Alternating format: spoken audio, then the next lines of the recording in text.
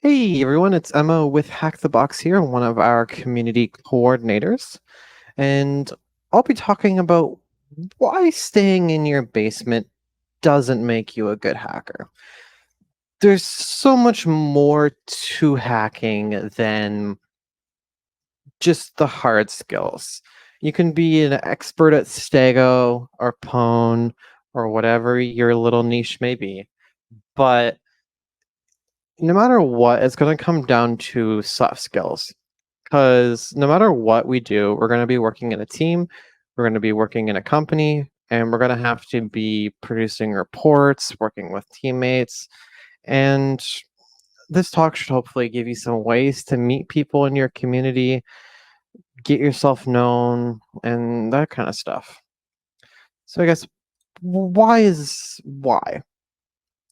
These are kind of the three main points that I see for this. Connection, opportunity, and shared experiences and growth. And I will touch on all of these as we go through. Um, your community matters. Who you surround yourself with matters. There we go. Sorry about that.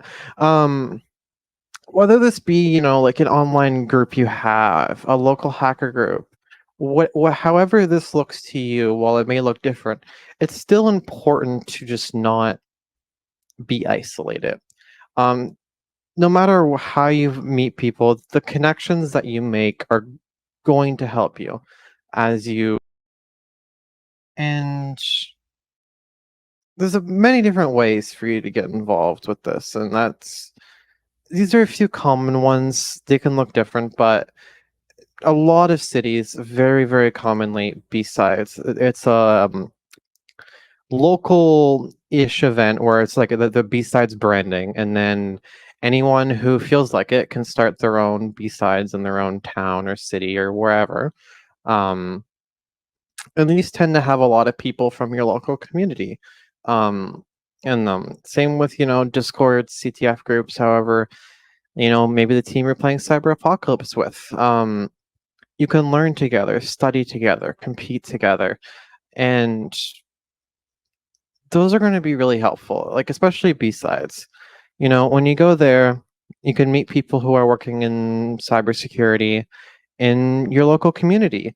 And if someone there is working where you want to work, working the job you want to work, maybe they're recruiting for a company you want to work for, you can just talk to them and say, hey, what is your day actually like? Because when we hear pen testing, we think, okay, we're going to be hacking.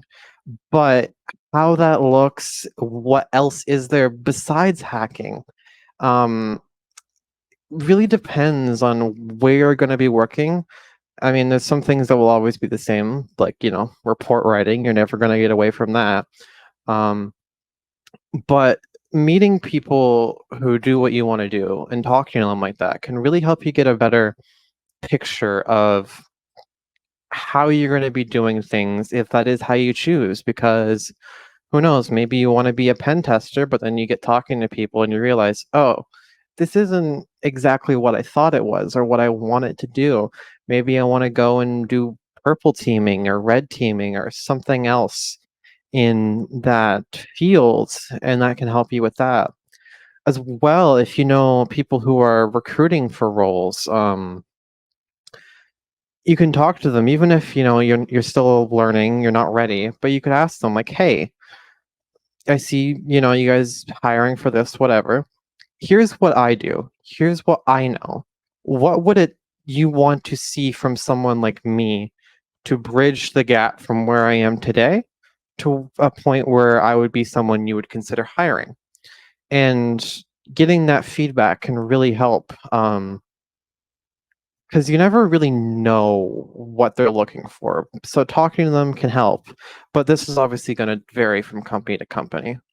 Um, Another large thing that you can do is get involved. Putting yourself out there, that passion, that, giving a talk, volunteering, that can really help put yourself out there because it shows you as someone who's passionate about what you're doing, who's willing to take the next step. Go beyond, demonstrate your skills, help others learn. It can be really helpful. And, as I was touching on before, there's an opportunity that comes from this, if you're volunteering with someone, you meet people at conferences, and you keep talking with them afterwards, ask them for their email or Discord, whatever. Um, if they're hiring, they might slide you a role that they're hiring for, they think you could be a good fit for, and refer you for that. Um, this can really help too, because at that point, your name isn't just a resume, a cover letter. You have that already established relationship with where you're applying, and they can know that you're passionate, you're desiring to learn, because it's not always about what you know, it's about what they can teach you. This is a bit different when you're applying for more senior roles, of course, but for a junior or starting role, a lot of it is, you're not going to know a lot of things, but are you teachable? Are you coachable? Do you have the passion to take yourself to do more than what you know now? And having more than just your resume, a cover letter, or those really stressed out interviews, to demonstrate that, where it's just a casual something wherever outside of it, can really help. Especially if you don't do well in interviews. Because I know for a lot of people, myself included, those can be very, very stressful. So you might not show your true self when you're so stressed out about doing an interview. And as I said before, learning from those where you want to be. Um, Learn the day to day, help you focus on those areas that you need for that. Um, just understand more about what you'd actually be doing, because you have the pen testing, report writing.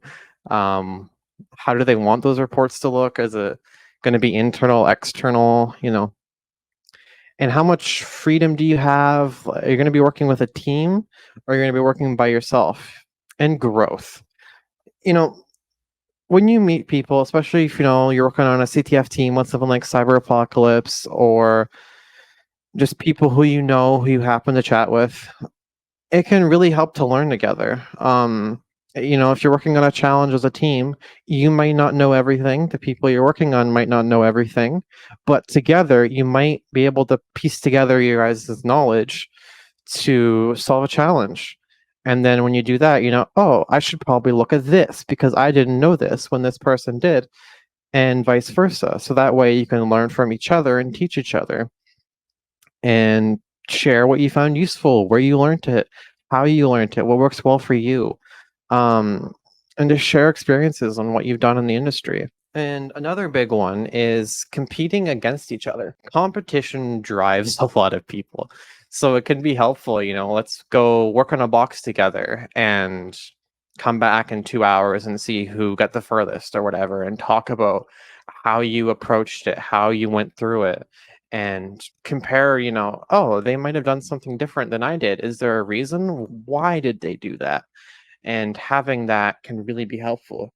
Um, you can get some of that out of, watching IPSEC, 0xDF, or some of the other talks here, where they will explain to you their thought process. But having people who are in a similar position to you, getting started, maybe a little bit more experience, but where you can talk to them and say, hey, this is what I was thinking. Here's how I approached it. And they can do the same and tell you how they approached it. It's a lot different because, that way you can have a conversation about it. You can ask them, well, I don't quite understand why you did it that way. Why do you approach things that way? And really help yourself understand the meaning of doing things, because a lot of infosec is patterns and learning to learn. Because you see a web apps are unique. Everyone's making their own web app and however they want to do it, but you're going to see a lot of those patterns, of SQLi login forms being badly designed with that stuff, XSS. Those patterns are still going to apply, and building that knowledge can be very, very helpful to be able to do that. And lastly, you might be somewheres where there isn't much going on in cybersecurity. Um, I mean, we're everywheres, but there's still going to be places where there isn't that community yet. And if you feel really passionate about it, one thing you can always do is start your own thing. There's no reason to say that you can't. Just I know we have our own meetups program where you can come to us and we will help you start your own meetup in your local area. That can be online with a broader area or a physical area that you have. Or always, start your own B-sides, which is, I mean, that's a lot of undertaking to be honest, but a local hacking group, go out, grab drinks every week, talk about what you're doing, get together on the weekends and hack the new box or go through the retired one together and just build up that local community because I can assure you there's at least someone else in your area who's into cybersecurity. And they might not have that space. If you put that space out there for people in your local community to come together and do cybersecurity, they will come because there's a lot of people into it.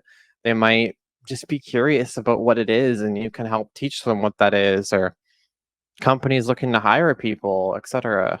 There's lots of opportunity for you to do things. Another thing as well is start a YouTube channel, start a Discord server.